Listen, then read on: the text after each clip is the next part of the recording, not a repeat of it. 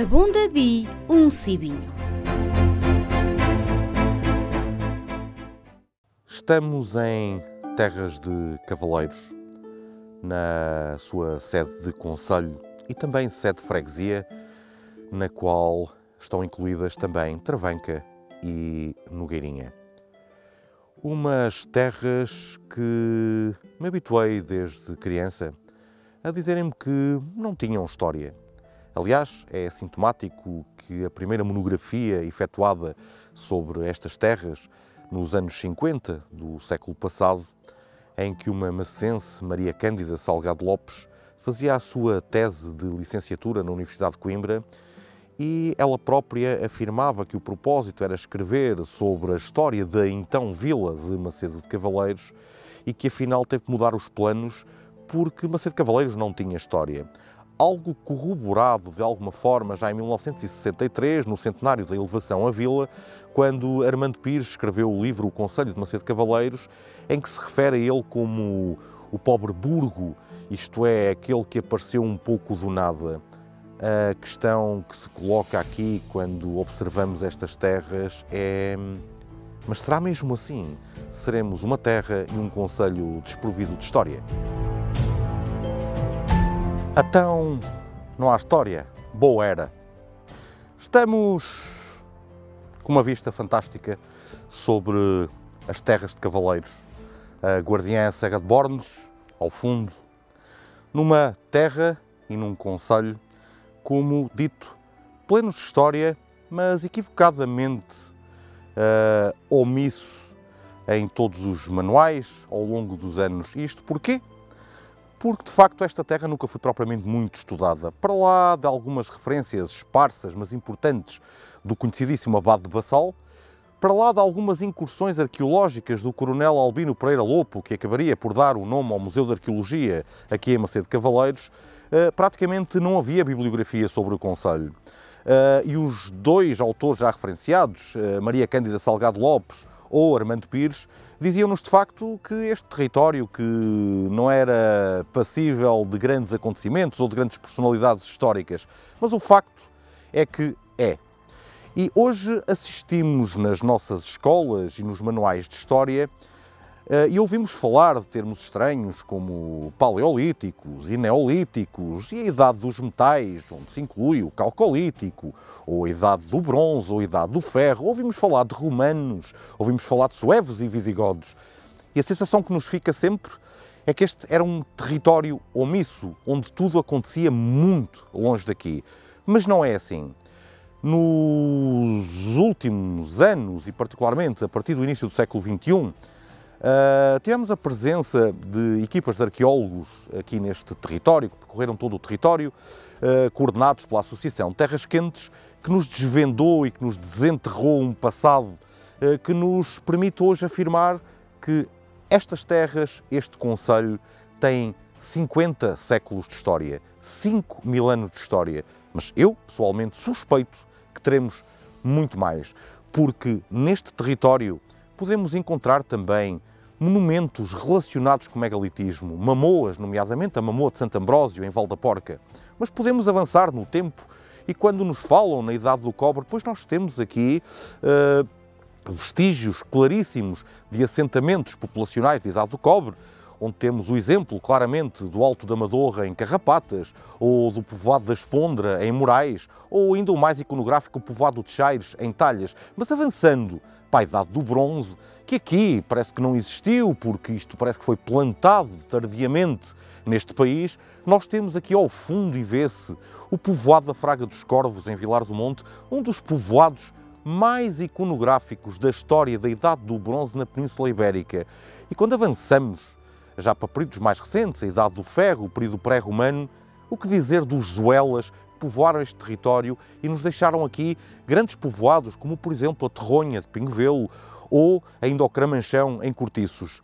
Os romanos também andaram por aqui. Quando as nossas escolas vão fazer visitas de estudo e levam a ver vestígios romanos noutros concelhos, noutras partes do território português, nós temos aqui vestígios da permanência romana, não só nos povoados romanizados, mas também na Via 17, que passa no extremo nordeste do concelho, no extremo noroeste do concelho. Mas temos também fornos romanos, como aquele que existe em Salcelas, e temos toda uma série de povoados romanizados onde os romanos nos deixaram os seus vestígios. O que custa, quando se olha para este território, é ouvir dizer desde criança que esta terra não tinha mais de 150 anos, que este concelho não tinha mais de 150 anos e que não tinha história. O que dizer de um concelho em que 65% das atuais povoações têm mais de 750 anos de história? O que dizer de um concelho que não tinha história, mas que 50% dos documentos do século mais antigo que temos documentação, que é o século XII, 50% dos documentos são provenientes de aldeias deste concelho. Basta pensar em Bornes, ou Sesulfe, ou Pingo, ou Peredo, Chacim, só para citar algumas. 50% dos documentos do distrito de Bragança do século XII são provenientes do concelho de Macedo de Cavaleiros. Não há história? Claro que há história. E isso vamos verificar já a seguir.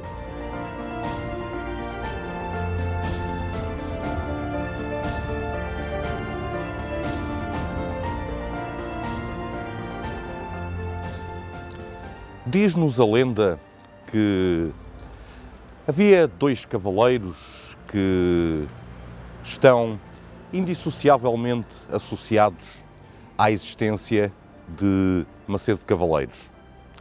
Mas as lendas, que servem inúmeras vezes para justificar o injustificável, servem-nos para percebermos a essência, uma essência de uma terra ímpar, de uma terra única.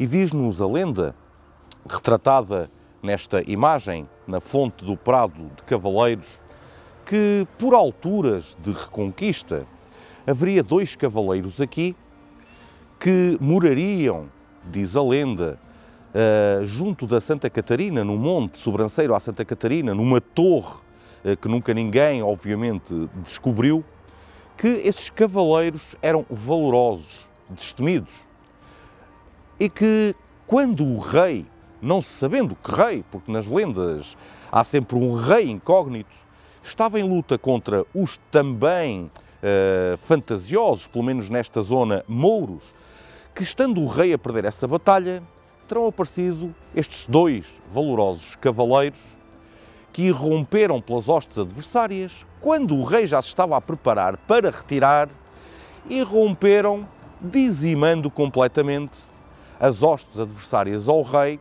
e o rei, entusiasmado, terá gritado a plenos pulmões: Massa Macedo, Massa Macedo. E esta é a lenda do surgimento de Macedo de Cavaleiros. Mas terá sido mesmo assim? Bem mofinto.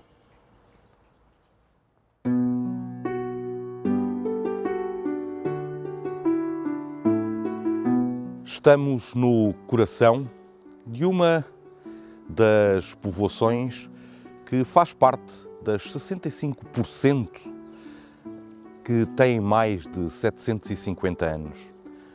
Aqui, no Prado de Cavaleiros, começou Macedo dos Cavaleiros. E Macedo tem uma história que está a caminho dos 8 séculos, história documentada. A primeira vez que, de facto, nos aparece mencionada uma povoação pequena, ainda com o nome de Vilar, isto é, significava que era uma povoação muito pequena, surge-nos no âmbito do reinado de Dom Afonso III, nas inquirições de 1258. Ora, as inquirições que não foram feitas diretamente na povoação de Vilar de Mazaedo, mas temos indicações por via indireta das inquirições que foram feitas na paróquia de São Vicente de Valdaporca, onde nos surge Guimara Ioannes, isto é, Guimara Ianes, a primeira pessoa que faz uma menção à existência de uma terra com o nome de Mazaedo. E Mazaedo, porquê? Ora, falávamos anteriormente da lenda associada ao Massa Macedo, mas de facto o nome Macedo deriva precisamente de maçã e não de massa.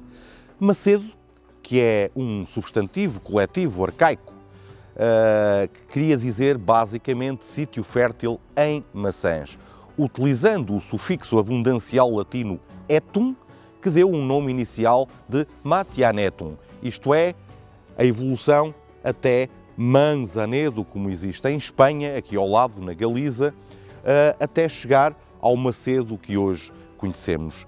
Mas a história do Vilar de Mazaedo começa precisamente há 8 séculos, em pleno século XIII, quando nos é dito que esta terra, este sítio que hoje cresceu imenso ao longo de tantos séculos, era um sítio que estava fora da abrangência das propriedades reguengas, porque a nossa história, toda a história deste concelho, é um manual distinto daquilo que nos é ensinado na escola, porque numa fase inicial dos primeiros reinados da nacionalidade até Dom Afonso III, quem efetivamente mandava nestas terras, quem efetivamente eram os donatários destas terras, eram os Bragançãos. E era precisamente da estirpe dos Bragançãos um dos personagens mais importantes da nossa história medieval, que era um dos donatários, um dos cavaleiros donatários desta terra, que era Dom Nuno Martins de Chacim. Ora, e Dom Nuno Martins de Chacim, um macedense esquecido, não só na sua própria terra, mas também, inclusive, pela própria historiografia nacional, era um personagem de tal forma importante que foi, inclusive, meirinho-mor, e efetivamente pode dizer-se o primeiro meirinho-mor do reino português. Mas para lá disso, Dom Nuno Martins de Chacim foi também o educador do grande rei medieval, Dom Dinis. Era o aio de Dom Dinis. E como prova disso, quando Dom Dinis chega ao trono, coloca-o logo, nomeia-o logo com o cargo mais importante da Cúria Régia, o de mordomo-mor.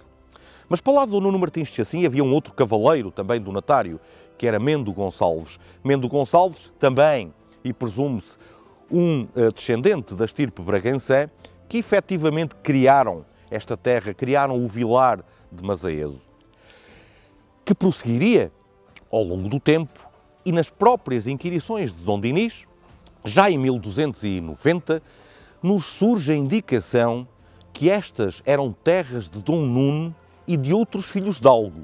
E Dom Dinis, que queria, obviamente, a centralização régia e tornar-se, de facto, o proprietário destas terras, disse que esta terra deveria ficar honrada porque era precisamente Dom Nuno e de outros filhos de Algo.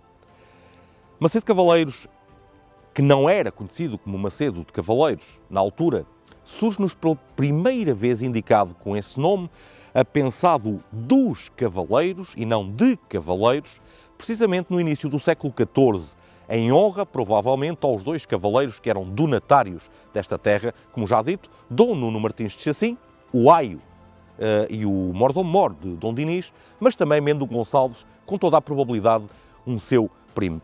Estamos, de facto, no coração de Macedo de Cavaleiros, o coração que fez palpitar toda esta terra e a partir da qual Macedo de Cavaleiros cresceu. Em 1320, quando é feito o catálogo de todas as igrejas para pagar a participação de Portugal na defesa dos mares contra os mouros, Macedo aparece-nos já como paróquia, a paróquia de São Pedro de Macedo dos Cavaleiros. E já com uma participação não muito grande, de 30 libras à época, que nos demonstra que a paróquia e o antigo vilar estava precisamente a começar a crescer.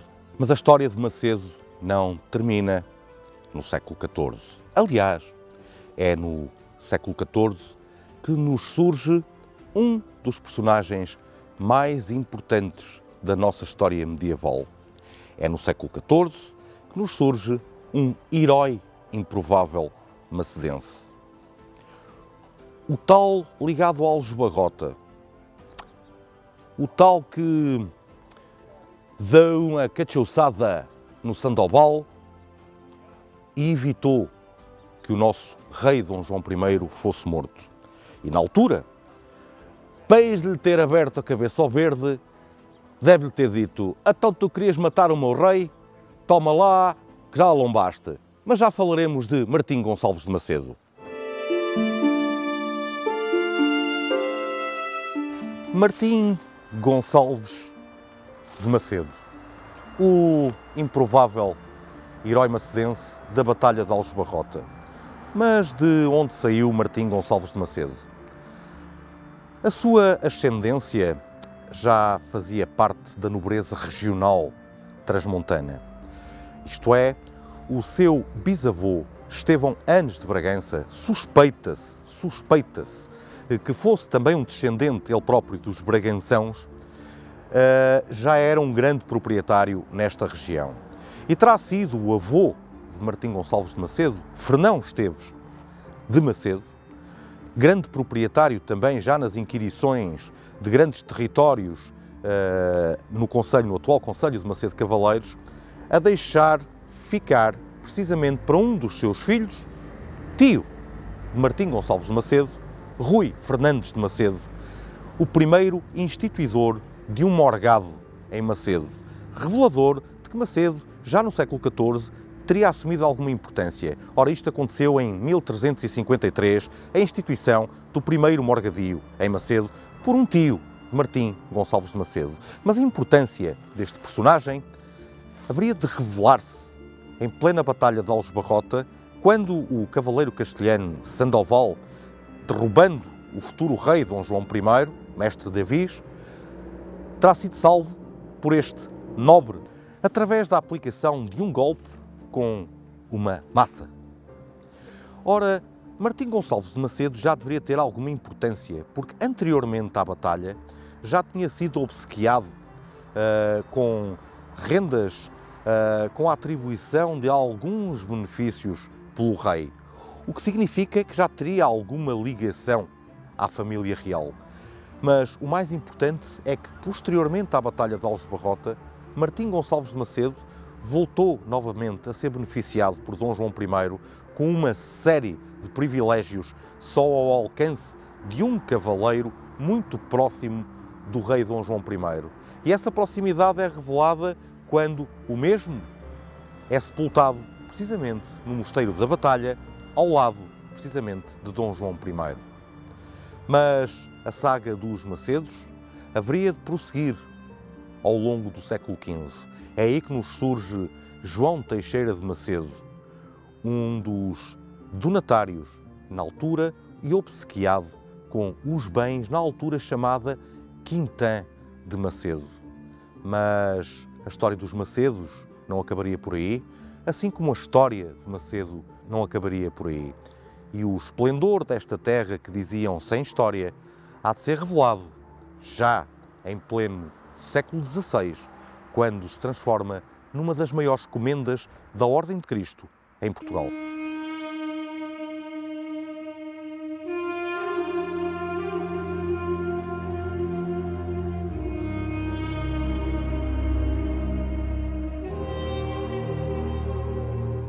Encontramos-nos num dos locais iconográficos de Macedo Cavaleiros.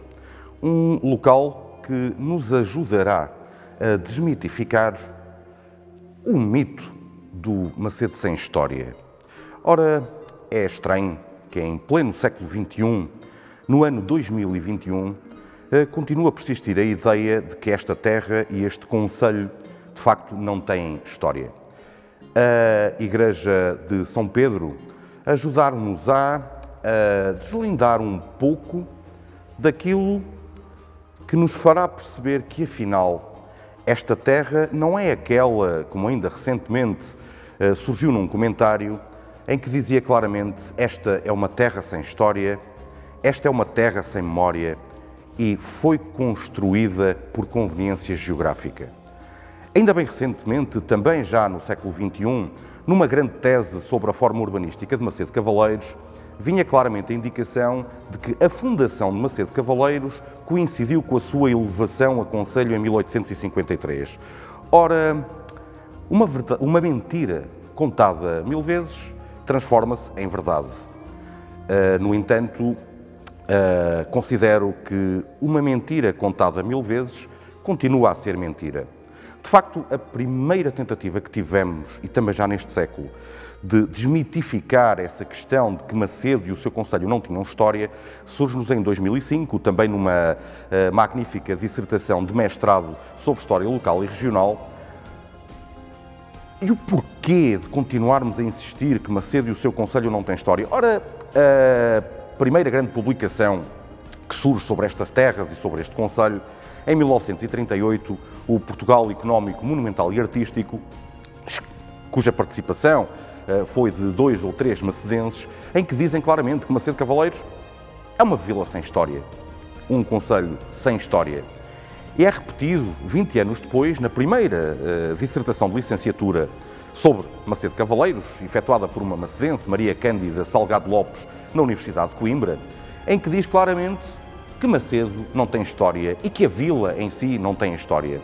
Algo repetido já em 1963, por ocasião da celebração dos 100 anos de elevação à vila, em que o Dr. Armando Valfredo Pires, anterior Presidente da Câmara Municipal de Macedo Cavaleiros e também ex-deputado e ex-governador civil, afirmava que esta terra era um burgo pobre e ignorado e que não entendia muito bem como é que isto tinha sido elevado a concelho. Ora, estamos precisamente, e como era dito, num dos ícones por onde passaram gerações de macedenses e que marcou gerações de macedenses, muito mais gerações do que aquelas que poderíamos imaginar. Mas isso vamos já verificar de seguida. Ora, estamos na paróquia de São Pedro, que nos surge pela primeira vez no ano de 1290, como São Pedro de Macedo, nas inquirições mandadas tirar por Dom Dinis. Mas já em 1320, esta terra já era considerada efetivamente como paróquia e podemos verificar isso através da bula do Papa João XXII, quando concede os dízimos das igrejas de Portugal a Dom Dinis pelo espaço de 3 anos para contribuir para a luta contra os corsários mouros que atacavam as embarcações que passavam no Mediterrâneo. E nessa altura, a paróquia pela primeira vez nos aparece São Pedro de Macedo dos Cavaleiros. Estamos a falar de 1320. Era uma das 26 paróquias do atual concelho que contribuiu precisamente para aquilo que foi emanado pela bula do Papa João XXII. Portanto, há 700 anos já esta terra existia como paróquia, surgindo pela primeira vez com o acrescento de dos Cavaleiros. Mas estamos num templo que, contrariamente àquilo que vem sendo veiculado pela data que consta no Arco Cruzeiro, 1861, estamos num templo que, no mínimo, comemora este ano 335 anos.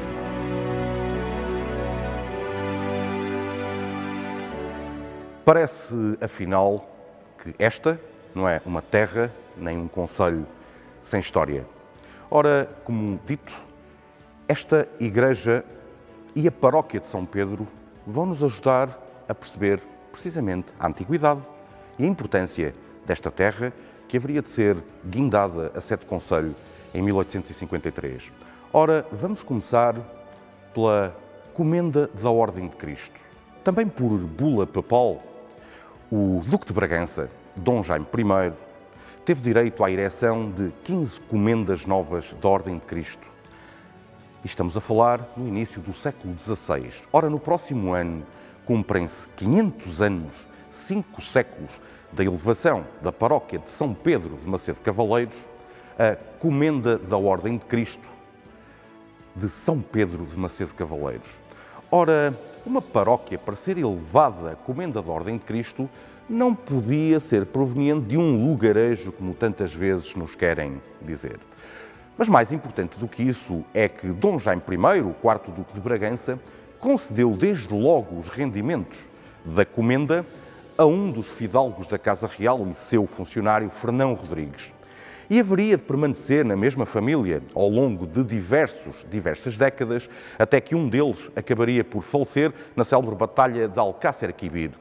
É nessa altura que é concedido o direito da comenda de São Pedro de Macedo dos Cavaleiros ao Marquês de Fontes, posteriormente Marquês de Abrantes, uma das figuras mais importantes do século XVIII português. E, de facto, hoje, quando vamos à capital, Lisboa, ainda podemos apreciar o grande palacete do Marquês de Abrantes, que hoje é precisamente o local onde se situa a Embaixada de França. E quando por aí passarmos, poderemos olhar que ali está um pouco dos rendimentos desta paróquia. Ora, e qual a importância de uma comenda? Vamos pensar que, em finalizar o século XVI, em 1578, pouco tempo após ter sido criada a Diocese de Miranda, já esta paróquia tinha um rendimento de 424 mil réis. Ora, na atualidade, a melhor forma de perceber o quanto isso representava era pensar que as 3 maiores abadias de toda a Diocese de Miranda se localizavam precisamente também no atual Concelho de Macedo Cavaleiros.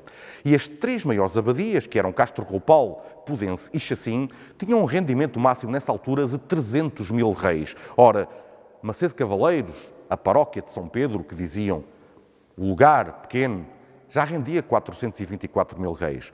Mas, para percebermos a evolução e o valor importante de ser comenda da Ordem de Cristo, em finais do século XVIII, o Marquês de Abrantes cedeu os direitos, os rendimentos da sua comenda a um negociante de Lisboa por 4 anos pelo valor de 1.660.000 réis anuais. Ora, pensemos que nessa altura as 3 grandes abadias da Diocese rendiam entre 900 mil a 1 milhão de réis.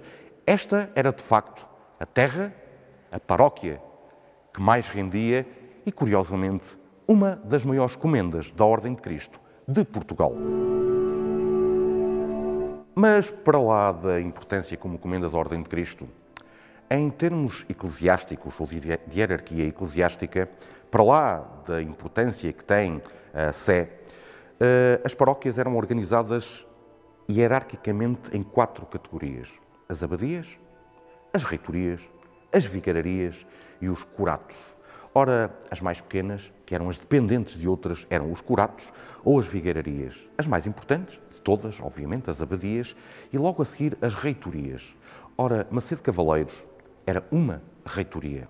E uma reitoria que, em si própria, porque tinha um rendimento que era destacado da comenda, era uma das reitorias com maior rendimento em todo o atual concelho, só suplantada por 2, num escasso valor de 1.000 réis, porque a reitoria em si rendia 43 mil réis. Mas o mais importante desta paróquia, de uma terra que dizem sem história, é que já tinha 3 aldeias anexas. Hoje tem 2, Travanca e Nogueirinha, que já tinha, mas tinha uma terceira que era Gradíssimo.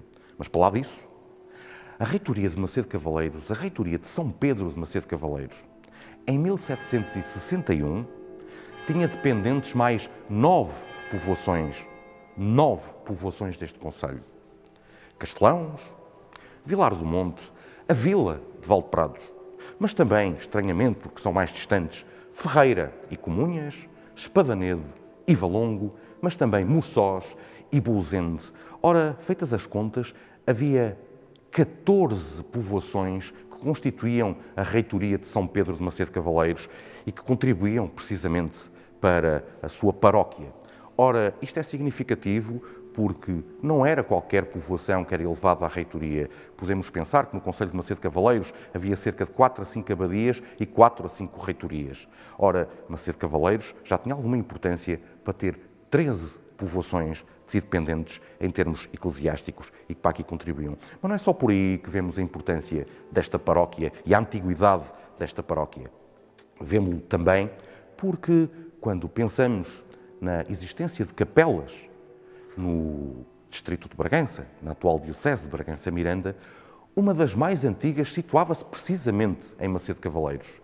Ora, a primeira capela existente em Macedo Cavaleiros data de 1598. Era uma capela que foi mandada erigir por um abade proveniente de Macedo Cavaleiros, António Rodrigues, que era abade de Martim, e que a mandou construir a expensas suas, com a indicação junto das suas casas de moradia, que ficavam no coração de Macedo Cavaleiros, junto ao Prado de Cavaleiros, que era uma capela de invocação a Nossa Senhora do Rosário. Ainda que a grande festa que lá se realizasse fosse em honra de São Miguel, em setembro. Ora, em 1597 já tínhamos uma capela, dizem, num lugarejo. Ora, um lugarejo não tinha capelas, nem tinha paróquias, nem era tão antigo. Ora, essa capela, que ainda há referências à mesma, em pleno século XIX, e que situaria muito próximo do Prado de Cavaleiros, junto ao ribeiro que por ali corria, que ainda hoje corre, que está tapado, à beira de uns ciprestes que a rodeavam. Ora, essa capela passou a ser conhecida por Capela de São Miguel e em pleno século XVIII ela é referenciada como Capela de São Miguel. Ora, terras pequenas não tinham capelas tão antigas. Estamos a falar de finais do século XVI, 1598. Mas para lá disso, também temos as confrarias. A existência de confrarias era sinal de pujança. E a primeira confraria mencionada para a paróquia de Macedo Cavaleiros e uma das mais antigas da diocese é precisamente a confraria da Santa Cruz, criada por bula papal em 1623. Mas não foi a única, porque em 1673, 50 anos após, outra confraria é criada, a Confraria de São Pedro. Ora, para haver confrarias, tinha que haver gente. E para haver gente, tinha que haver pujança económica. E, portanto, em meados do século XVIII, já nós tínhamos duas confrarias, que na altura, entretanto, a de São Pedro acabaria por desaparecer e ser criada uma outra, que era a Confraria do Santíssimo Sacramento. Ora, terras pequenas não tinham duas confrarias. Terras pequenas não tinham uma das confrarias mais antigas da diocese. Mas, para lá disso, e se quisermos perceber mesmo a importância desta paróquia, a diocese de Miranda foi criada em 1545. Obviamente que os primeiros bispos trataram logo das visitas pastorais, de fazer visitas pastorais às várias localidades de toda a diocese. No atual concelho de Macedo Cavaleiros, esta paróquia, a paróquia de São Pedro de Macedo dos Cavaleiros, teve a primeira visita pastoral em 1609 e só houve 4 povoações do atual concelho que tiveram uma visita pastoral anterior a esta terra que diziam que era muito pequena e que só foi criada em 1853, o que é, obviamente, uma mentira. E as 4 terras foram precisamente Bornes, Cortiços, Val da Porca e Valbem-Feito. Só 4 povoações e com um espaço temporal muito curto tiveram uma visita pastoral anteriormente a esta terra que dizem pequena e sem história. Ora, um bispo, em início do século XVII, não ia a povoações que não existiam e que não tinham história e que não tivessem já alguma dimensão. Encontramos-nos neste momento na capela de Jesus, Maria e José. Uma capela que nos traz outras histórias. Esta capela é referenciada pela primeira vez como tendo sido feita tal como hoje está, entre 1685 e 1705. Ora, 1685, segundo António Rodrigues Mourinho, é precisamente a data que nós temos na entrada lateral da igreja de Macedo Cavaleiros, da igreja de São Pedro, em que nos diz foi feita no ano de 1685. É precisamente entre 1685 e 1705 que o padre José de Oliveira cria esta capela, adjudicando-a ou vinculando-a ao Morgadio dos Oliveiras, hoje bem visível, no solar Morgado de Oliveira, esse mesmo com a data de 1674 e onde iremos a seguir. Ora, esta capela, feita a expensas particulares, diz-nos o primeiro documento que menciona especificamente e que nos descreve a Igreja de São Pedro, um documento de 1721, em que o reitor, da altura, o reitor Costa, nos diz que o seu antecessor tinha feito esta capela. Capela esta que permanece ao longo do tempo e que, quando olhamos para ela e para a sua talha dourada, ficamos a perceber que, sendo uma capela que terá sido feita entre 1685 e 1705, como dito, nos faz pensar, mais uma vez, que esta não é uma terra sem história.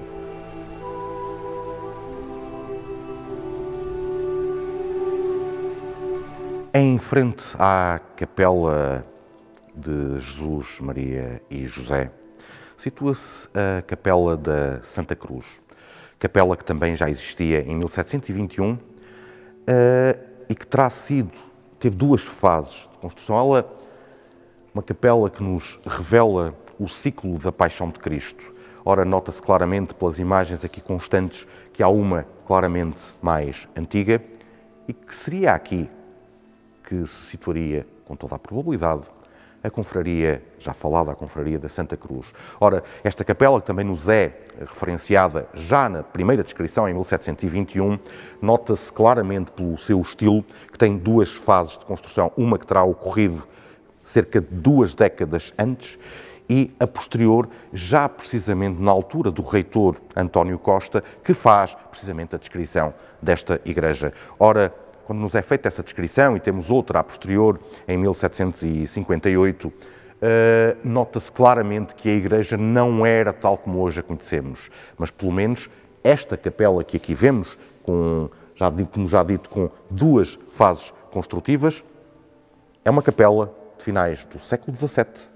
inícios do século XVIII. Tal como hoje a conhecemos, ela já existe aqui com devoção há 300 anos.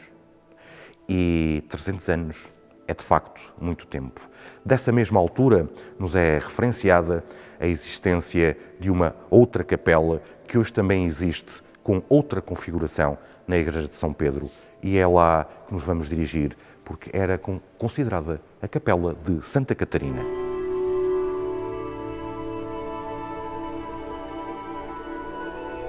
Estamos, então, na anterior capela de Santa Catarina, que ainda hoje tem aqui a imagem de Santa Catarina de Sá, transformada já a posteriori em Capela das Almas. Ora, sabe-se que em 1721 ainda isto era a capela mais pequenina, referenciada como mais pequenina Capela de Santa Catarina, mas poucos anos após, 30 anos após, já era a Capela das Almas, ora, o que nos faz pensar numa capela, até pela sua configuração, de meados do século XVIII. Ora, quando chegamos a este ponto e percebemos que as 3 capelas laterais que hoje temos aqui já existem há cerca de 300 anos, pensamos, será que esta é mesmo uma terra sem história? Mas há outros mitos, como aquele que nos era transmitido de que o retábulo da Capela Mor era proveniente do convento de Nossa Senhora das Flores de Sesulfo. Vamos até lá para perceber que, afinal, esse é mais um mito entre os tantos criados acerca desta povoação. Ora, como dito, o retábulo da Capela Mor da Igreja de São Pedro de Macedo de Cavaleiros é de facto também do período barroco, claramente talha barroca, e pela descrição feita pelo reitor António Costa, feito já na época em que ele era reitor nesta igreja. Portanto, ele passou a ser reitor a partir de 1705. E temos a certeza que este retábulo é precisamente dessa época, porque em 1714, no livro de visitações da igreja de Talhas, é dito para fazerem um retábulo igual ao da igreja de Macedo dos Cavaleiros. Mas quando olhamos para esta riqueza no interior da igreja de Macedo de Cavaleiros e pensamos que todo este retábulo foi efetuado em inícios do século XVIII, e quando olhamos e vemos as imagens de São Pedro, o padroeiro, mas também São Paulo, que já nessa altura existiam, mas será que tudo isto que hoje aqui temos sempre foi assim? Pois obviamente que não, como já dito, isto sofreu e foi sofrendo obras de remodelação. Basta pensar que em 1783 a Capela Mor ameaçava ruína e foi precisamente contratada a obra de pedraria a um pedreiro mestre proveniente do Minho. E na mesma altura também são encomendadas obras de entalhador, precisamente a uma pessoa proveniente e conhecidíssima na altura do concelho de Macedo de Cavaleiros, da aldeia anexa de Pudense, Azibeiro. Ora, mais tarde, em 1805, temos também a referência a obras de carpintaria nesta igreja. Mas seria provavelmente na data que temos por cima do arco cruzeiro, 1861, que terá sido indexada ou anexada a torre sineira que hoje todos conhecemos e que é um dos sinais mais evidentes e mais proeminentes da Igreja de São Pedro. Ora, ao longo do século, outras obras foram sendo feitas. Basta pensar que nas primeiras referências e descrição, os arcos das igrejas colaterais diziam que estavam colados com o arco triunfal. Ora, o arco cruzeiro, o arco triunfal, cuja data já foi dita, 1861, e confundiu muitos macedenses ao longo do tempo, porque pensavam que esta seria a data de construção da igreja. Ora, nesta terra que dizem sem história, já precisamente o reitor Costa, em 1721, se referia a esta igreja com as seguintes palavras: é um dos mais perfeitos templos de aldeia de toda a província. Ora, para um reitor que era proveniente de Chaves, considerar esta igreja um dos mais perfeitos templos de toda a província, isso era sinal de que esta terra tinha pujança, de que esta terra tinha gente, de que esta terra não era por acaso que já tinha confrarias, que tinha visitas dos bispos, visitas pastorais, não era por acaso que já nessa altura tinha sido elevada à reitoria, não era por acaso que esta era uma comenda da Ordem de Cristo, que no próximo ano fará 500 anos. Esta é a Igreja de São Pedro, a igreja que nos mostra nas suas capelas, na sua arte, o quão antigo é Macedo dos Cavaleiros. Outros pormenores há nesta vila, que ainda continuam a acreditar sem história, que nos mostrarão a antiguidade e a importância desta terra.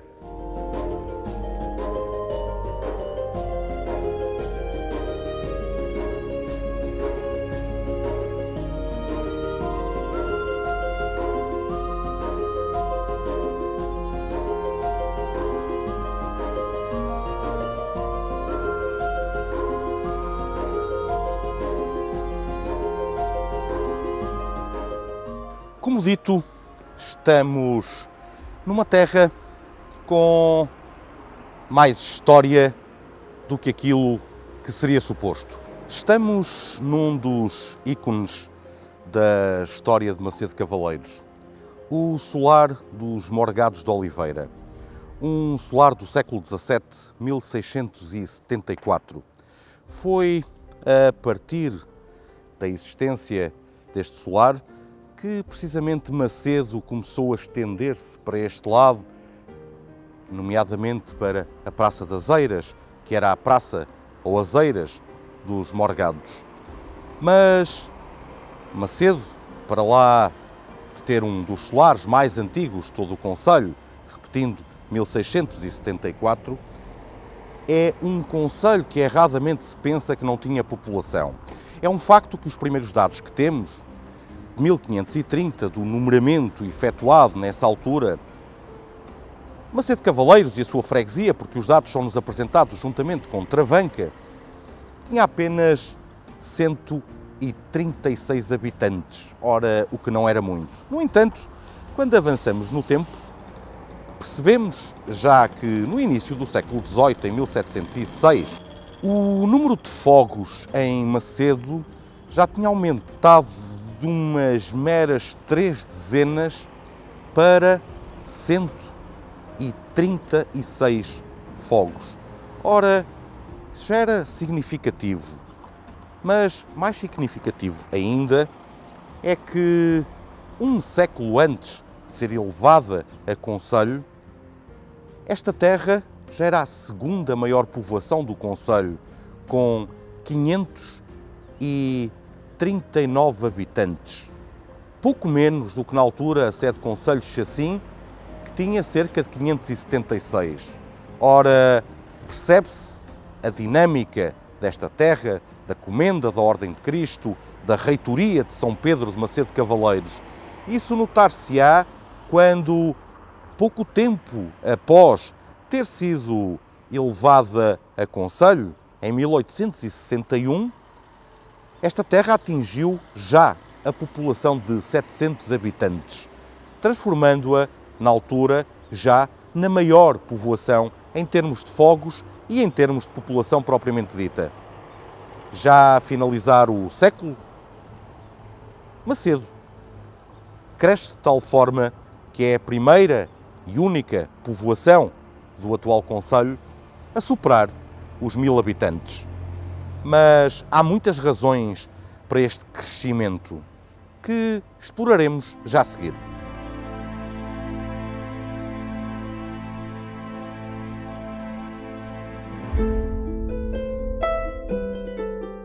O solar Morgado de Oliveira é uma das provas inequívocas da antiguidade desta terra que diziam muito recente.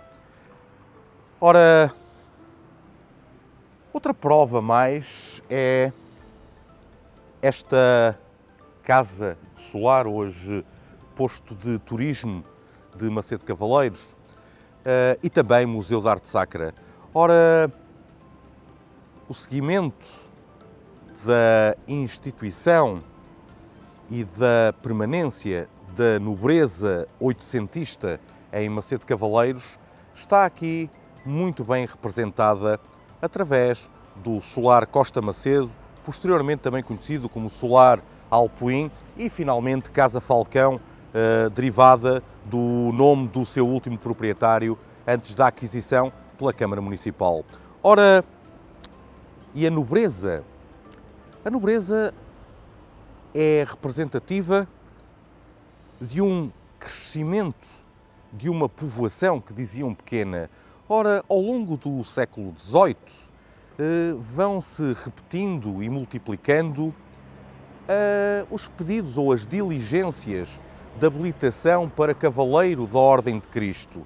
Temos várias famílias, já vimos os Oliveiras, mas também os Borges, os Sousa, os Barrosos, os Salgados, entre tantos outros que, ao abrigo da já falada Comenda da Ordem de Cristo de São Pedro de Macedo Cavaleiros,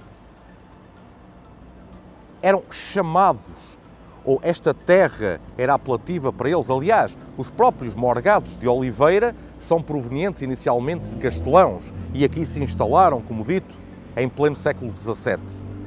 Ora, mas o século XVIII, representativo desta pujança nesta terra, não só as já mencionadas diligências de habilitação para cavaleiro da Ordem de Cristo, mas também todos os pedidos, os autos de justificação de nobreza e ainda algo que é revelador da pujança desta terra.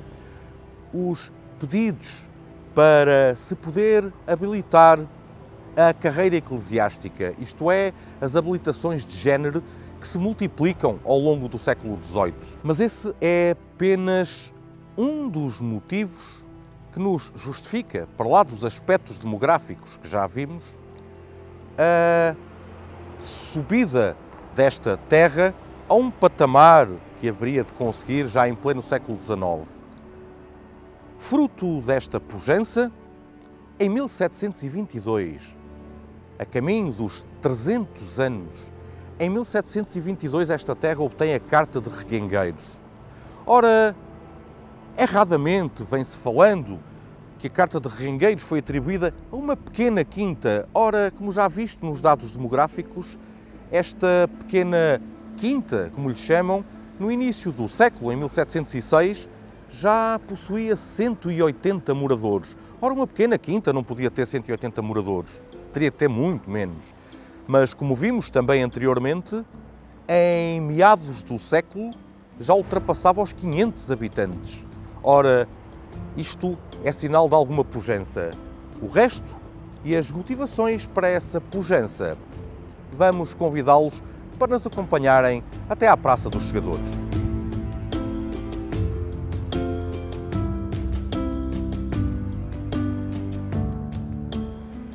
Esta era de facto uma terra essencialmente agrícola. Estamos na Praça dos Segadores, bem representativa dessa atividade que marcava já no século XVIII o cotidiano da população macecense. De facto, temos indicações em meados do século de que, de facto, a grande produção desta terra era a trilogia cereal, vinho e castanha. Mas também temos uma curiosidade, que é uma das primeiras indicações que há a produção de milho também por aqui. E, para lá disso, já se produzia algum azeite. Não deixará de ser estranho para a maioria da população que não seja mencionado o consumo de hortaliças ou de fruta, pois, de facto, essa foi uma das grandes heranças das invasões francesas, porque, de facto, nessa altura, o consumo de hortaliças e de frutas era muito reduzido e não fazia parte dos hábitos alimentares da população. Aliás, um outro que pode parecer estranho, que hoje faz parte do nosso dia-a-dia, a batata. Ora, a batata chegou aqui muito tarde. Só no século XVIII é que há as primeiras referências à sua produção na Veiga de Chaves. Ora, aqui este concelho chegou há pouco mais de 160, 170 anos, em pleno século XIX. Mas outras atividades havia que marcavam a pujança desta terra, que não propriamente e apenas a produção de cereal, de vinho ou de castanha. É isso que vamos ver já a seguir num local também representativo da Praça dos Segadores.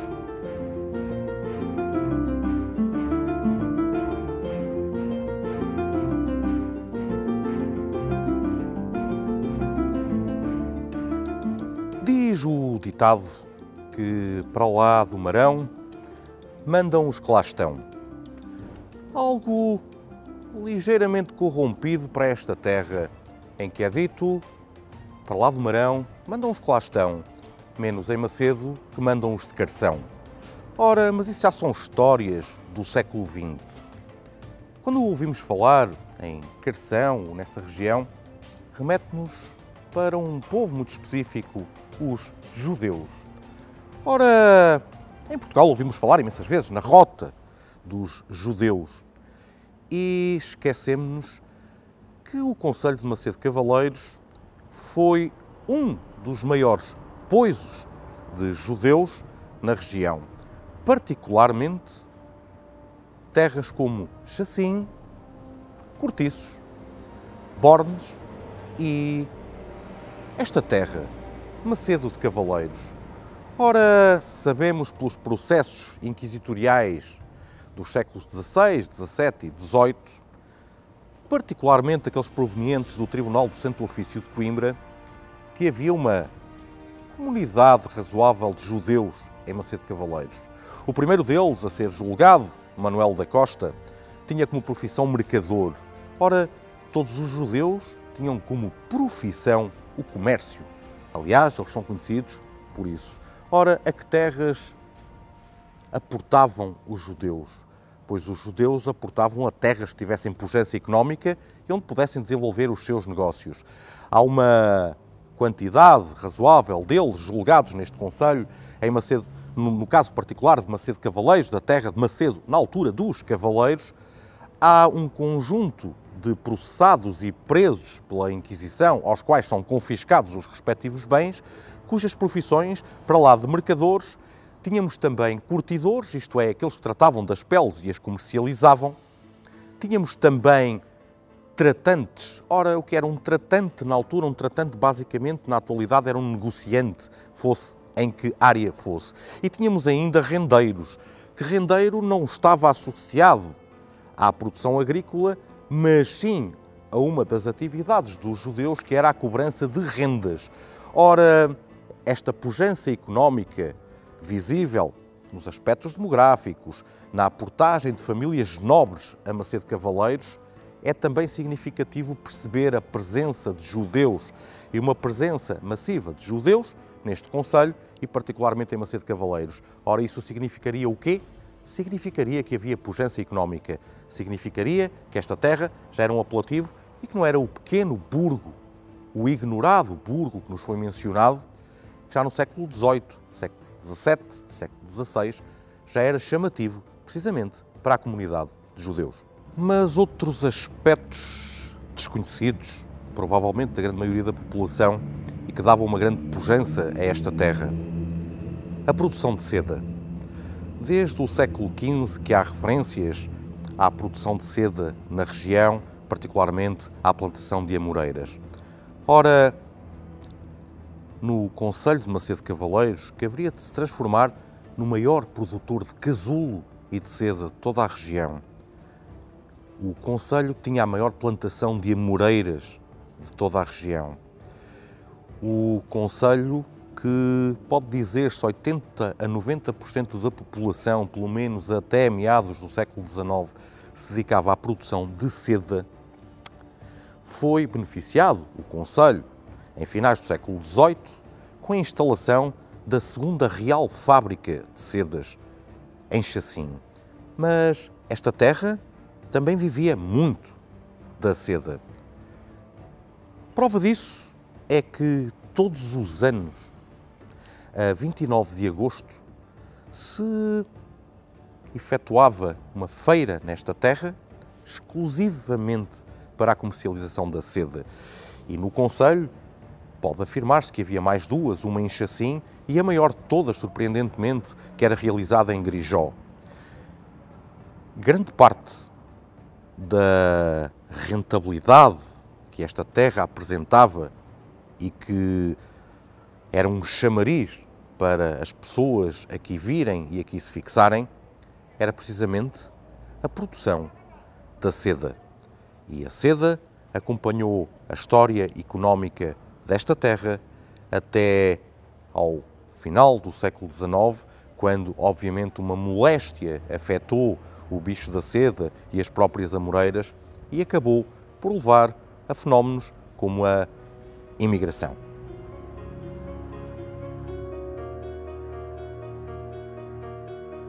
Esta pujança económica, nomeadamente já falada sobre a seda, que haveria de ter em Macedo também, curiosamente, um moinho de fiação à piemontesa. Isto quer dizer que nós também tivemos aqui uma fábrica de seda, não sabendo exatamente qual a localização, mas há referências bibliográficas que a mencionam. Ora, este conjunto de fatores, onde se inclui, como já dito, a comenda da Ordem de Cristo, a reitoria, a aportagem aqui de famílias importantes da nobreza regional, o crescimento relacionado com a atividade comercial, bem visível na presença de judeus, ou também na atividade relacionada com a produção e comercialização de seda, haveria de conduzir esta terra à elevação a sede de concelho em 31 de dezembro de 1853. Ora, essa passagem a concelho, à custa dos outros dois concelhos existentes, Cortiços e Chacim, haveria de provocar algumas desordens. Esta terra foi, de facto, invadida, as próprias instalações civis e também judiciárias foram invadidas pelo menos 2 vezes e haveria de levar a que nas cortes alguns deputados se insurgissem contra essa mudança das terras que historicamente tinham sido concelho e acabariam por se ver transportadas para um, se é que pode chamar, segundo nível, à custa de uma terra, como foi provado até agora, já demonstrava uma potencialidade económica enorme para lá da sua localização. Ora, mas em 1868, o concelho de Macedo de Cavaleiros haveria de ver um revés, porque Joaquim António de Aguiar decidiu que afinal já não havia concelho nenhum e voltaria tudo à antiga forma. Coisa que durou pouco tempo, porque logo a seguir Macedo de Cavaleiros havia de ser novamente instituído como concelho e acabaria por ter a sua configuração, a configuração que hoje conhecemos, apenas em 1898. E em 1898, quando definitivamente o Conselho de Alfândega da Fé, que entretanto tinha sido extinto, e cujas freguesias, ou uma grande maioria das freguesias, tinham passado para o concelho de Macedo de Cavaleiros, voltou a ser restituído e, portanto, a partir daí, Macedo passou a ter a configuração com as 67 povoações que atualmente tem. Na altura tinha mais uma, Banreses, entretanto desaparecida. Mas não deixa de ser curioso que algumas povoações que fizeram parte do concelho de Macedo e que hoje já não fazem, há alguns exemplos como Valdeasnes, que acabaria por passar para Mirandela, Romeu, que acabaria por passar por Mirandela, Santa Combinha, que andou a saltitar entre Bragança e Macedo, até se situar definitivamente no concelho de Macedo. Portanto, esta é uma história que vem muito longe. São 800 anos de história que provam que esta terra, como diziam, sem história, tem imensa história, até ter sido guindada a sede de concelho no território português.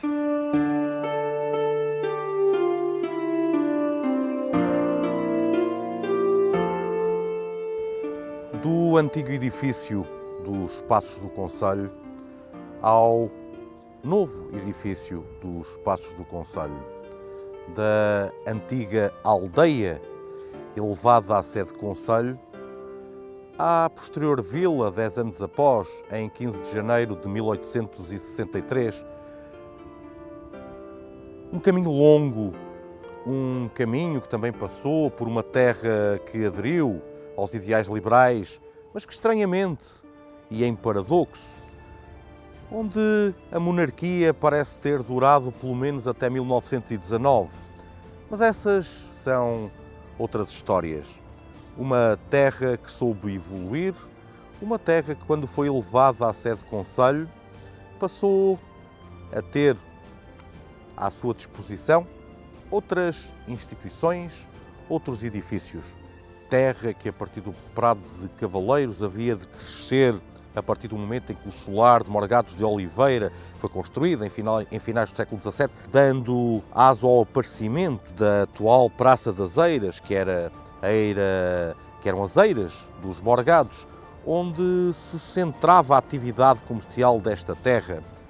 Uma terra que vê nascer a cadeia, situada precisamente no local onde hoje se implanta o Jardim 1º de Maio, onde estamos, que viu chegar o comboio em 1905, que deu aso ao crescimento da vila ao longo da rua que passava ao lado da igreja, seguindo para a atual Avenida Dom Nuno Alves Pereira, onde precisamente se instalaram os comerciantes provenientes de Carção.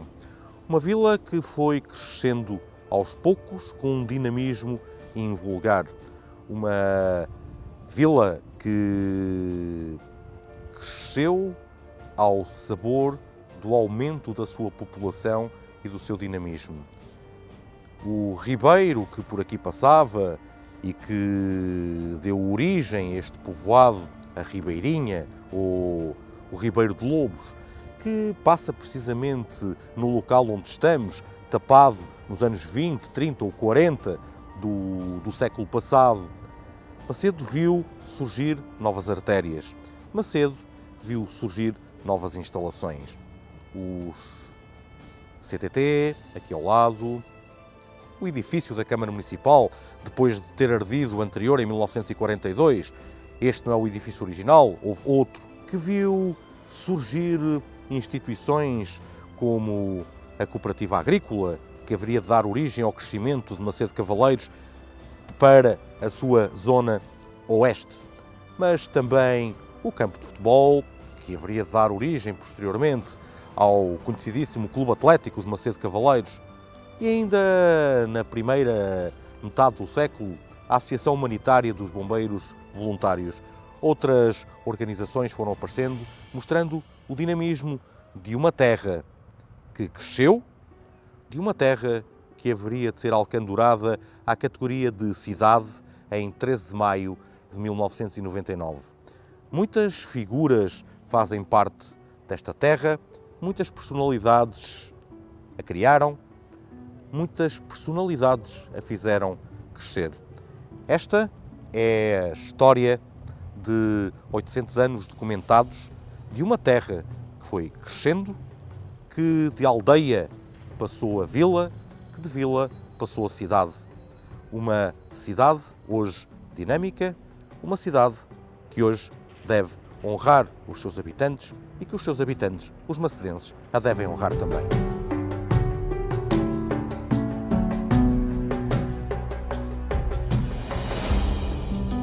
Estamos em Travanca, uma das duas aldeias anexas da freguesia de Macedo de Cavaleiros.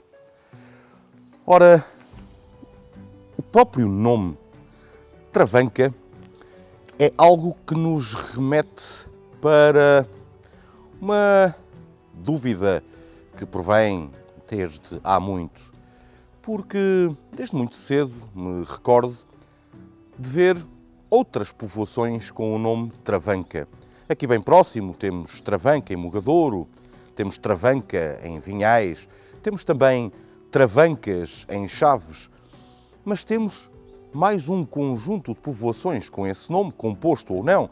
Temos Travanca em Oliveira das Mães, Travanca em Santa Maria da Feira, temos o conhecidíssimo mosteiro de Travanca em Amarante. Temos ainda algumas povoações, como dito, com o nome composto, como Travanca do Mondego. Ora, qual o porquê da proliferação de tantas povoações com o nome Travanca, inclusive na zona da Galiza e na zona das Astúrias? Ora bem, estes nomes concentram-se muito especificamente na zona noroeste da península, particularmente acima da fronteira natural representada pelo rio Mondego. Ora, isto induz-nos numa antiguidade do vocábulo Travanca. Ainda na atualidade, nós conhecemos perfeitamente o verbo atravancar. Mas, ora, o que significará Travanca? Ora, Travanca é uma palavra proveniente do baixo latim, com origem na palavra latina trabis, ou seja, trave ou tronco. Há várias explicações etimológicas para o surgimento do nome Travanca.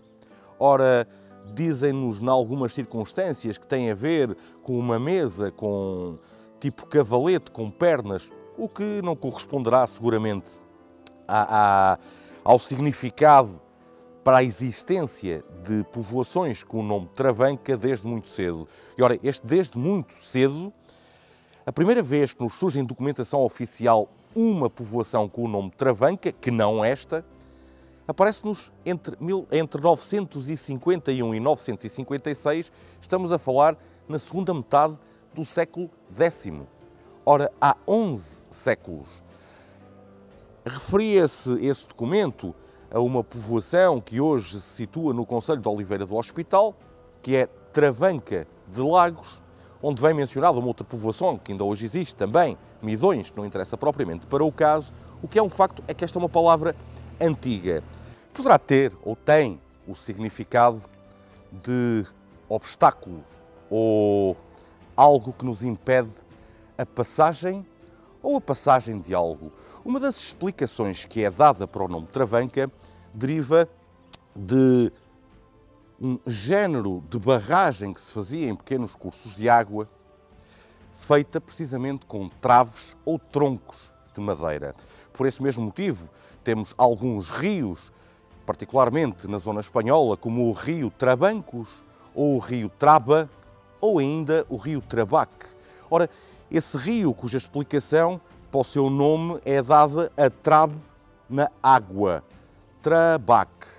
Ora, em Travanca poder-se aplicar, correm alguns cursos de água.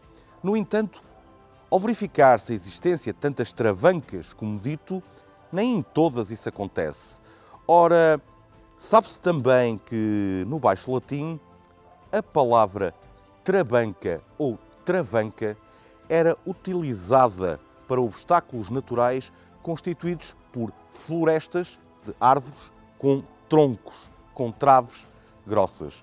Ora, com toda a probabilidade, e não sendo definitivo, porque nunca nada é definitivo, Sabe-se que travanca significa um qualquer obstáculo à passagem. Provavelmente pela sua situação geográfica, quando esta terra terá sido fundada e provavelmente nos séculos XI, XII, seria um local em que haveria um obstáculo à passagem. Para percebermos também a antiguidade para lá do próprio nome, temos um outro fator que veremos já a seguir.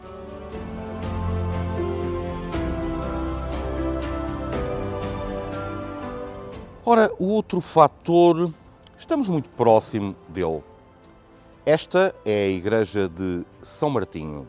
São Martinho, que efetivamente é o padroeiro de Travanca. E é o padroeiro de Travanca desde muito cedo.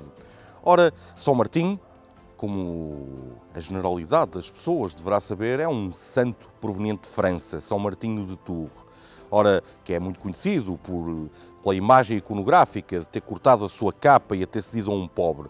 Ora, São Martinho foi bispo de Tours. E como é que um santo com proveniência francesa vem parar a estas terras? Isso se tornou tão importante, particularmente nesta região. Ora, na época das cruzadas, os francos vieram para Portugal. Mas mais importante que isso foi a Ordem de Cluny, os beneditinos que haveriam de se instalar aqui bem perto, em Castro de Avelães, à saída de Bragança. E que, como veremos adiante, tiveram um grande impacto também nesta terra. Ora, quando vemos uma terra cujo orago, cujo padroeiro é São Martinho, também por aí percebemos a sua antiguidade. Algo que dissecaremos já de seguida.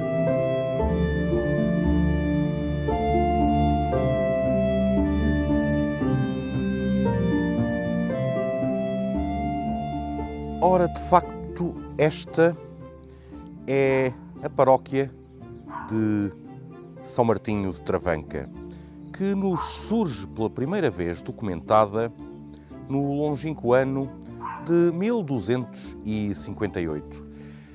Esta é também uma terra de cavaleiros, uma terra de nobres, uma terra de fidalgos. Ora, este primeiro documento que menciona especificamente Travanca conta-nos um pouco da história ancestral desta terra. Já era paróquia, coisa que nem todas as povoações eram. Já tinham Orágua, distrito, como já dito, São Martinho. E ficamos a saber o nome do primeiro pároco, do primeiro prelado de Travanca, Domingos Pires, que nos dá informações preciosas sobre a realidade territorial desta terra que já existe documentada há quase 800 anos. Ora, contrariando um pouco aquilo que é vulgar pensar-se que estas terras, que eram todas do rei, estas terras eram essencialmente da nobreza regional, ainda que ele nos afirme que 2/3 ou 2 partes desta terra eram reguengas e que uma parte era por tradição, pela lei consuetudinária, isto é, a lei que se baseava na tradição oral, que era de cavaleiros desde muito tempo atrás. Ora, o que se sabe é que, de facto, esta terra permanecia nos herdeiros desses cavaleiros, 3 escudeiros, que não sabemos o nome porque não vêm mencionados, mas sabe-se que quando Dom Sancho I atribuiu o foral a Bragança em 1187, terá escrito que todas as terras de Bragança e de Lampassas deveriam ser povoadas pelo Conselho de Bragança. Ora, isso entrava em rota de colisão precisamente com os cavaleiros que aqui se tinham instalado já há muito tempo e em que um dos principais ramos eram precisamente os bragançãos, eles próprios também descendentes do Conde Dom Henrique e de Dona Teresa. Ora, sabe-se que na altura em que o juiz de Bragança veio a estas terras para as tentar dividir, que elas lhe foram compradas. E um dos proprietários, membro de uma família importantíssima também da região, chamado João Yanes de Bornes, terá ficado com a outra parte desta terra, que seguidamente haveria de ceder também por venda a outro personagem importantíssimo da nossa história regional, Afonso Mendes de Bornes. Um terceiro que era proprietário de uma parte da aldeia era João Pires de Chacim. Ora, João Pires de Chacim, que era tio do grande Nuno Martins de Chacim, já falado neste programa, o Meirinho Mor de Dom Afonso III, o Aio de Dom Dinis, o Mordomo Mor de Dom Dinis, um macedense que faz parte da história medieval portuguesa. Ora, mas o que é importante, para lá de se perceber que esta terra era de cavaleiros, de facto, é que nesta terra também tinha propriedades a Diocese de Braga. Ora, nessa altura, a Diocese de Braga, que era quem detinha a liderança espiritual destas terras, nós só passaríamos para a Diocese de Miranda já em meados do século XVI, em 1545. Mas ainda mais importante, isto ligado com São Martinho e com o que foi falado anteriormente sobre a presença dos beneditinos, o que é um facto é que o mosteiro de Castro de Avelãs também tinha aqui propriedades. Ora, é natural que a presença dos monges beneditinos tenha proporcionado precisamente que esta fosse a paróquia dedicada a São Martinho. Mas Travanca já tinha uma menção anterior às Inquirições.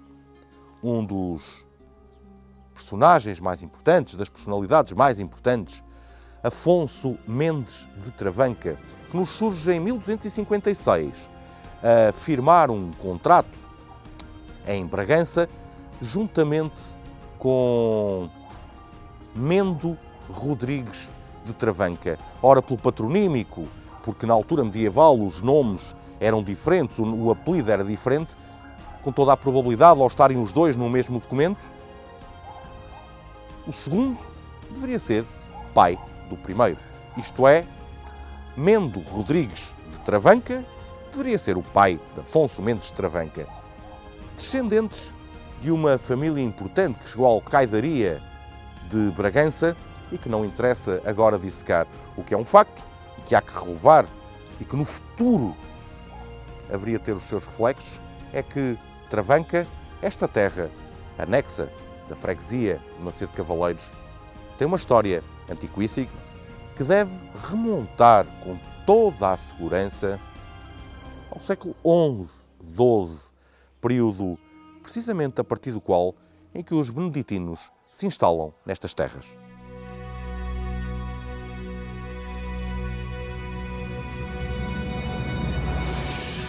Ora, com o desaparecimento de Afonso Mendes de Travanca, sepultado que está no mosteiro beneditino de Moreruela, em Espanha, entra um pouco em ocaso a nobreza transmontana, a partir especialmente do reinado de Dom Dinis e com as tentativas de centralização régia e de terminar com a nobreza regional que tinha por estas terras o poder, Dom Dinis acaba por inserir de facto estas terras no domínio régio. E Travanca praticamente deixa de ter notícias, ou aquelas que tem estão encadeadas precisamente com a sede de freguesia Macedo de Cavaleiros. No entanto, aparece-nos uma referência já em pleno século XVI, quando nos surge o primeiro numeramento, o primeiro censo da população em Portugal, em que Travanca é mencionada juntamente com Macedo de Cavaleiros, que já na altura tinha uma população, não sendo muito elevada, mas que é de relevar, como veremos à frente. Ora, Travanca acabaria por ser incluída na freguesia de Macedo, na reitoria de Macedo, e passou a ser uma das anexas a partir dessa altura, em que o padre da freguesia era nomeado precisamente pelo reitor de Macedo Cavaleiros. É precisamente relativamente a um cura de Travanca, um herói improvável na Guerra da Restauração. Ora, em 1643, aparece-nos o nome do padre António Pires como um dos que, entre julho e outubro de 1643, foi requisitado pelo cabido da Diocese já de Miranda para ir defender a praça, precisamente de Miranda, contra as investidas espanholas. Ora, Travanca voltar-nos a surgir num documento impressionante, precisamente do reitor de São Pedro de Macedo Cavaleiros, em 1721. Ora, diz-nos nessa altura que Travanca já teria 55 vizinhos, o que corrobora o número surgido no início do século na coreografia portuguesa, em que nos dizia que Travanca teria 50 vizinhos. Ora, 50 vizinhos equivale hoje à designação de número de fogos. Quer dizer que Travanca, já nessa altura, teria cerca de 150 habitantes. Diz-nos também esse magnífico documento que já haveria uma capela dedicada a São Martim, que, segundo a indicação do reitor, situaria no alto quem vem de norte para sul. Ora, isso significa que terá havido uma capela anterior à atual Igreja Matriz num sítio distinto, mais no alto. Mas também nos dá informações preciosas sobre aquilo que por aqui se produzia. Fala-nos que se produzia cereal, mas também nos fala que se produzia vinho, que era um dos elementos da trilogia, juntamente com as castanhas, mas que só se conseguia produzir no lado virado a Macedo. E diz-nos também que a capela já tinha um retábulo magnífico com uma pintura das almas em relação à qual existia inclusive uma confraria, o que era sinal de algum dinamismo aqui na aldeia. Todos estes factos são corroborados depois nas memórias paroquiais em 1758, onde nos é acrescentado que havia uma procissão anual que vinha desde Macedo até Travanca, precisamente ao São Martim e, curiosamente, no dia de São Marcos. Ora, o dia de São Marcos, que é 25 de Abril. Travanca haveria de prosseguir a sua caminhada, haveria de ter os seus fidalgos, haveria também de ter a sua nobreza, como são bem exemplificativos os dois solares que acabamos de ver, pertencentes às famílias Moura Carvalhais e Sousa Barroso. Ora, é também neste âmbito de dinamismo que vemos um cidadão de Travanca em plenas guerras liberais a ser indiciado para ser preso em 1830. Como veremos, estas eram umas terras de claro índole liberal.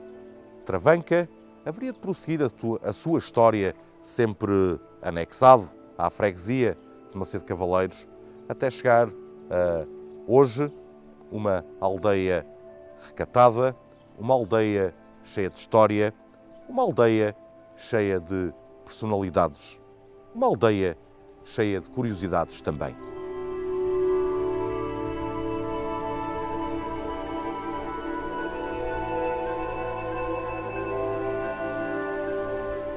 Estamos em Nogueirinha. Nogueirinha, outra aldeia, outra povoação anexa de Macedo Cavaleiros.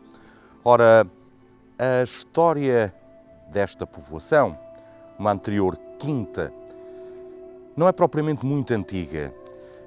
De facto, na primeira referência que surge à população de Macedo Cavaleiros, em 1530, Nogueirinha ainda não é mencionada. A primeira vez, de facto, documentalmente temos a certeza já da existência desta povoação é em meados do século XVII, mais concretamente em 1643, quando nos aparece a referência ao padre Francisco Afonso, o primeiro ou a primeira pessoa a ser referenciada como sendo habitante de Nogueirinha. E surge-nos essa indicação a propósito de uma história curiosa que faz parte da nossa história. Nogueirinha teve um herói improvável da Guerra da Restauração após a dinastia filipina.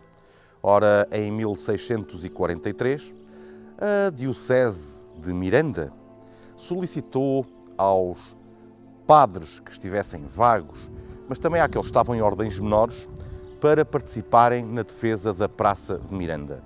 E é nessa altura que temos o primeiro habitante referenciado de Nogueirinha, precisamente o padre Francisco Afonso, que participou entre julho e outubro de 1643 na defesa da Praça de Miranda.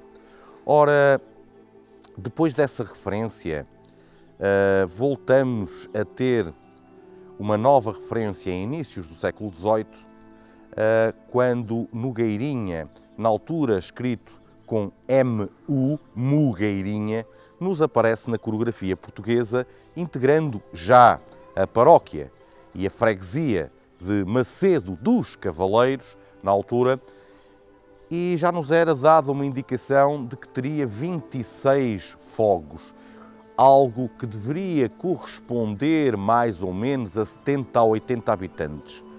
Algo que muda bruscamente em 1721, quando o reitor de Macedo de Cavaleiros nos fala das freguesias que lhe estavam anexas e onde menciona que Nogueirinha só já tinha apenas 15 vizinhos, como se chamava na altura, o equivalente a fogos. Ora, isso equivaleria a pouco mais de 45 pessoas que habitariam na dita quinta, como é mencionada, a quinta de Nogueirinha, já nessa altura, escrito com N, mas também com U. E as informações que nos são dadas é que este era um local ameno e vem a anotação curiosa de que produzia muitas cerejas e muitas nozes, mas que também produzia bastante azeite, porque aqui, já nessa altura, as oliveiras eram bastante produtivas. Sabe-se que desde muito cedo, o orago da aldeia, o padroeiro, é São João Batista, já nessa altura, ele vem referenciado. Assim como vem referenciado, um pouco mais tarde, já em meados do século XVIII, a propósito das memórias paroquiais, que na terceira ladainha de maio, isto é, no dia 7 de maio, vinha uma procissão desde Macedo de Cavaleiros até Nogueirinha, precisamente para honrar São João Batista. A história de Nogueirinha é indissociável da sede freguesia Macedo de Cavaleiros. A sua evolução até aos dias de hoje parte um pouco também da história de Macedo de Cavaleiros, da própria sede, em relação à qual hoje praticamente está unida.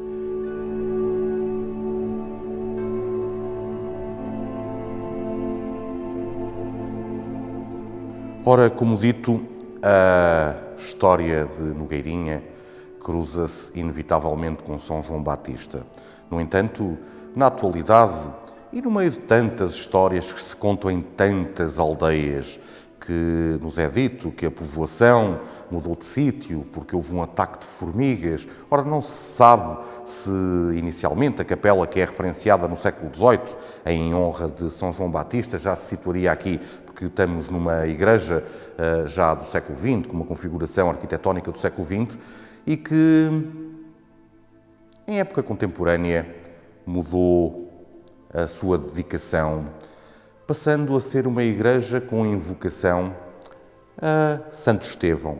Não obstante, continuarmos a ter São João Batista no altar-mor. Ora, até nas invocações há sinal da evolução dos tempos. E Nogueirinha, como todas as 67 povoações do concelho, não foge a essa regra evolutiva. Esta é uma povoação de interior, uma povoação rural, que também apresenta as suas particularidades religiosas numa construção moderna que iremos ver já a seguir, a Capela de Nossa Senhora da Guia.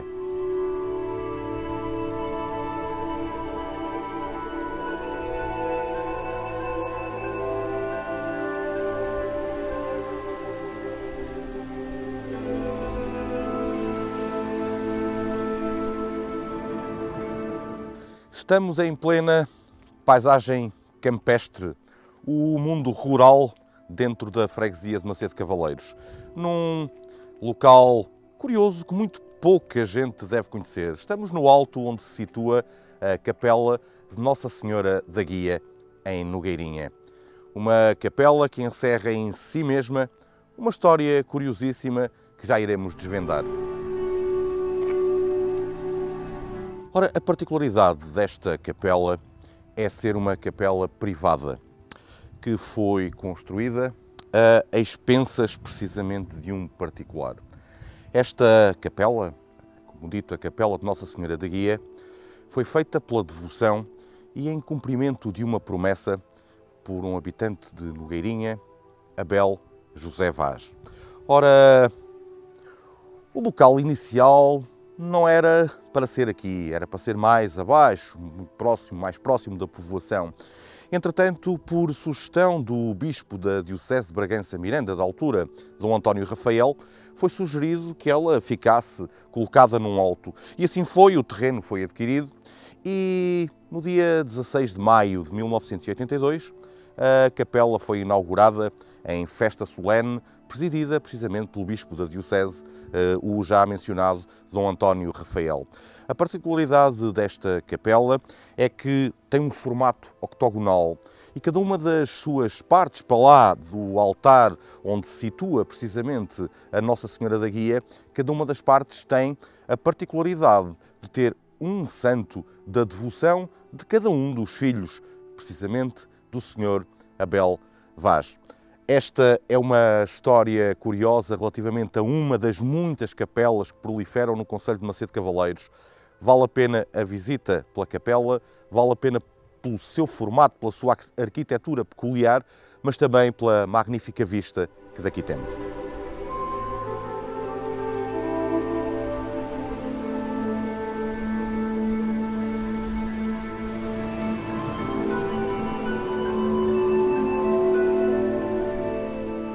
Muita história foi contada, muita história também ficou por contar, muitas histórias haveria para contar também nesta terra precisamente cheia de história e cheia de histórias. Há que honrar todos aqueles que fizeram desta terra aquilo que é, desde Dom Nuno Martins de Chacim, passando por Martim Gonçalves de Macedo, por João Teixeira de Macedo, o Duque de Bragança, Dom Jaime I, também por todos os comendadores da Ordem de Cristo que teve, pelos seus reitores, por todos aqueles que também administraram este concelho, desde Armando Pires, passando pelo Padre Manuel Faria, os primeiros administradores do concelho no pós-25 de Abril, Mário Barracho, António Joaquim Ferreira, que depois haveria de ser o primeiro presidente da Câmara Municipal no pós-25 de Abril, não esquecendo Luís Vaz, Beraldino Pinto, Duarte Moreno e Benjamin Rodrigues. Esta é uma terra feita de gente grande para gente grande. E agora, para homenagear todos aqueles que vão para lá da ancestralidade, da genética, da história, das tradições, temos muito mais e a melhor forma de os honrar é despedirmos-nos desta forma.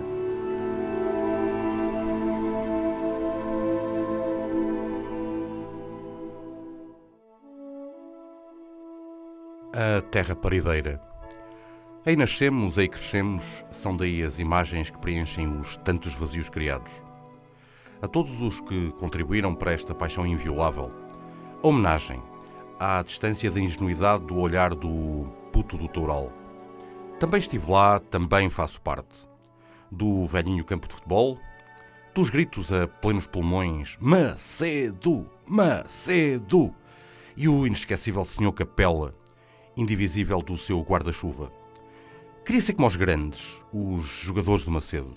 Queria ser como o Manel Fininho, sempre pronto a correr incansável ao longo da lateral. Queria ser como o Pardal, voar para incríveis defesas.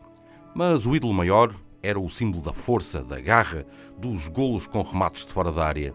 Todos, mas todos, queríamos ser como o Beto Rábidas. E há gratidão à Senhora Maria Sevilha, qual segunda mãe dos petizes. E havia o ténis de mesa nos bombeiros. Os bombeiros. O Fatal, o Chico Noronha, o Celeirós, o comandante, o meu vizinho Zé Mascarenhas. E o Buja, mais o seu inseparável pastor alemão, o Bomba, que nos atormentava. E aqui cabem todos os outros bombeiros. Havia o basquete no jardim, ou a prática de tiro ao alvo com as células de pressão de ar, até chegar o chefe Geraldes e o Peugeot 504 da PSP, acompanhado do Sr. Magno. E havia o rancho e o teatro na Casa do Povo. Por ainda lá andam o Moubinhó, o Luís Sopas, o Manel Malta e as suas senhoras. E os escoteiros, o saudoso chefe Luís Santos, precocemente desaparecido, e os outros chefes, o Manuel Joaquim, o Batista, a Elsa e a Fátima, o grande chefe, o António Afonso. E havia os putos mais velhos, os caminheiros, o Melo, o Kim Paradela, o outro Luís Santos, o Duarte Moreno, o Bino Zé, o Vasconcelos. E o Padre Melo, chefe espiritual. E há ainda a gratidão aos que me trataram da saúde, o Dr. Simão, o Dr. Pimentel, o Dr. Orcepides, o Dr. Gonçalves. E o Presidente António Ferreira, o célebre Pescadinha. E o Presidente da Junta, Alfredo Vaz, carinhosamente tratado pelo seu povo por Três Pelos. Ou o omnipresente João Ginja. Parece que todos tínhamos direito a diferencial tratamento por alcunhas. Por isso, à custa do progenitor, o meu Jaime Fiscal, ainda alguns me relembrem de tal nos dias de hoje. Era um tratamento extensível a todos. Relembro as típicas figuras do Tcharula, do Licha, do Mudo ou da Cobrinha. E havia o comércio. Afinal, éramos, e somos, uma terra de comércio. Vais à moagem por grão para as pitas, e de caminho passas no Zezico e traz café. Mas diz-lhe que é do bom, e para quem é? O Zezico, onde o aroma a bacalhau se misturava com um cheiro a botas. Se algo não se encontrasse numa loja, haveria de certeza no Zezico, o armazém da felicidade. Ou no Armando Mendes. E o vinho da cooperativa, indissociável da mão única do Rui Cabral. Depois, passava-se no Soqueiro em busca de laranjada. Já por lá andava o Sr. Nelson Parreco e a infatigável Sra. Noémia. Ou um quilo de arroz no Sr. Eduardo Velhinho ou no Sr. Armando Correia. E o soto do Sr. Manuel Mascarenhas. A Dona Dulce naquela incomparável simpatia de quem já sabia o que ia. À passagem, vais ao Sr. António Augusto para ver se o relógio já está pronto. E mais à frente o Sr. Santos, onde tinha ficado a pulseira para arranjar. Era inevitável uma ida à padeiria do Sr. Saldanha. Papos secos ou pão de 3 tetos e aqueles incomparáveis bolos de coco que eu dizia à Dona Minucha que não era preciso embrulhar. Ou, em alternativa, ia-se à padeiria de Castelãos. Talvez fosse necessário ir ao Sr. Borges comprar um parafuso específico, à Albertina Mendonça quando eram precisas meadas de lã, ou ao Sr. Luís Obeiro, que tinha aquelas meias que tornavam o frio mais leve. Quando o calçado deixava de servir, à Monte Semear estava a sapataria do Fernandico, ou pedia-se ao Sr. Ernesto, sapateiro de sempre, para colocar umas capas e umas meias solas nas botas. E o Sr. Moreira, com o seu giz e a sua régua, traçava as medidas para as calças novas com inusitada precisão. A partir de determinada altura, atenção, o tecido tinha de ser de tirilene. Depois vieram o Milhões, os Costas e o Sr. Oscar. E a ganga. Por vezes, antes de ir à peixaria da Sra. Silvana, ou ao talho do Sr. Adalberto, ou do Sr. Norberto, ou do Sr. Eugénio, passava no barbeiro, o Sr. Teodoro e as suas inimitáveis cadeiras, e o espanto que causava a perícia com que utilizava as navalhas para um barbear perfeito nos homens. E havia tanto mais. Vai Jorge Lázaro ao leite. Poderia ter de passar no 17 ou no 140 e ir ao Sr. Antoninho Vaz ou ao Tirone, fazer uma incursão ao Sr. Julinho Maldonado ou aos Cristinos, correr à Oliva do Sr. Araújo ou parar no Sr. Jorge Olaio. O meu vizinho, o Sr. Jorge Olaio, a loja onde os aromas dos distintos produtos criaram uma inapagável recordação. Mais tarde, à espera, lá estaria o Central, no seu estilo muito próprio, o ar impregnado a café, as mesas Belle Époque, as pinturas agrícolas nas paredes, ou o arco-íris da Dona Helena Tirone, ou o snack, ou o distinto ambiente da estalagem do caçador. Para aconchegar o estômago, o Chico 6 e os seus petiscos, ou o Sr. Abel, ao fundo do Toural, onde a Dona Teresa fazia uma incomparável feijoada. E o aromático e ímpar arroz da Dona Joaquina do Montemel, ou o delicioso bife na caçarola do Pica-Pau. Quando a bicicleta precisava de arranjos, lá estavam o Sr. Mato ou o Sr. Manel Canalha, sempre disponíveis, mesmo com "bota-la cá para a semana, ó rapaz".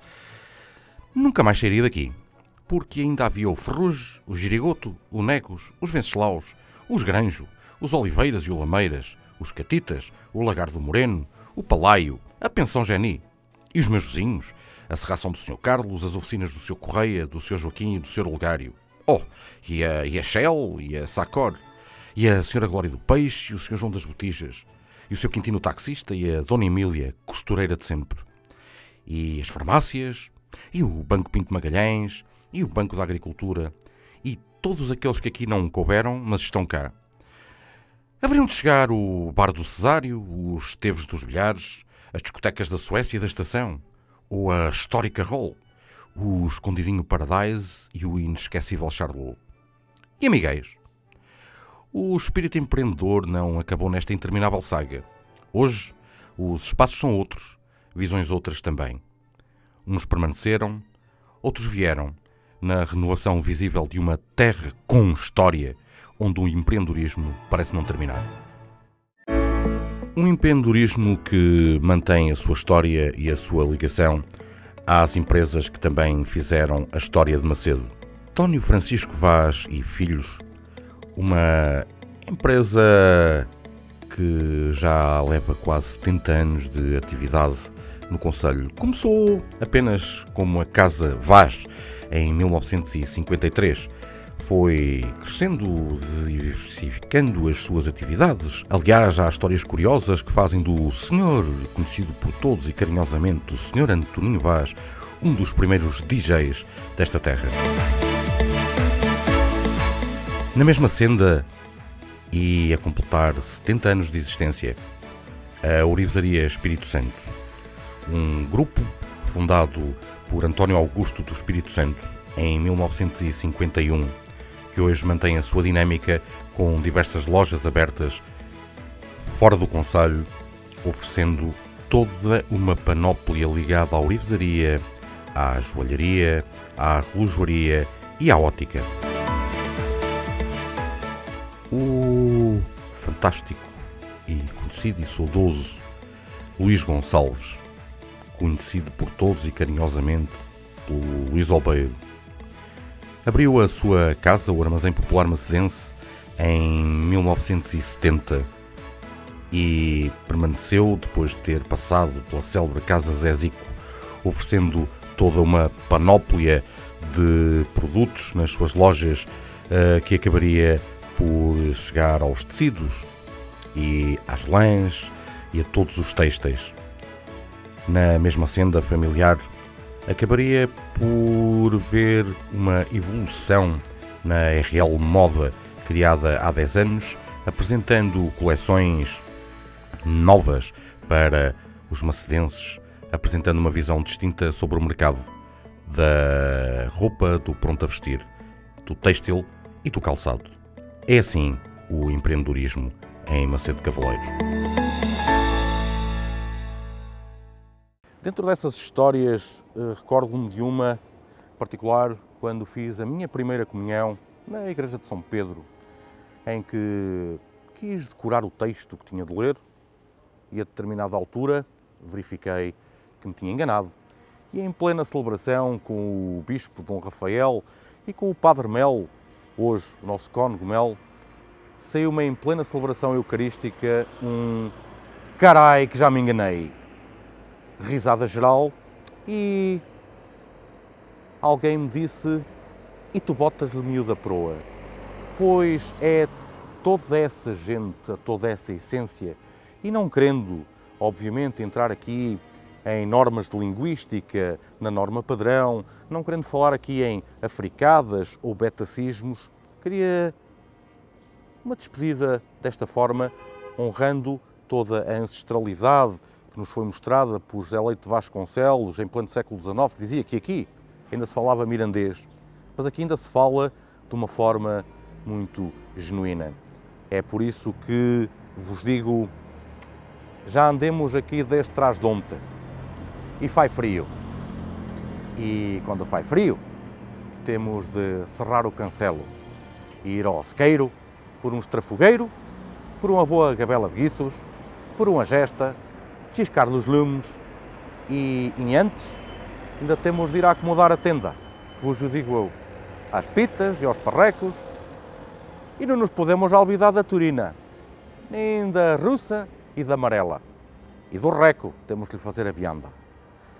E depois botemos a grelha ao lume, com um bom cibo de chicha de adobo, e enfiemos um cibo de água para o pote, uma couve de troncha, umas balulas e uns gerbanços, enchemos a pança e depois vamos por um cibo de vinho, uma pinga ou pipo, até escorrichemos o copo. E no fim, quando nos botemos a caminhar, enfiemos um travesseiro nos canos, se calha, porque faz frio, tiremos os truzes, enfiemos umas ciroulas e por aí uns miotes daqueles lá, botemos uma samarra por cima e dormimos com até amanhã. Eu não vos o digo, que é até amanhã o passado. Digo-vos que o próximo Abondadi há de chegar depois de precisamente acomodarmos o bucho. Até já!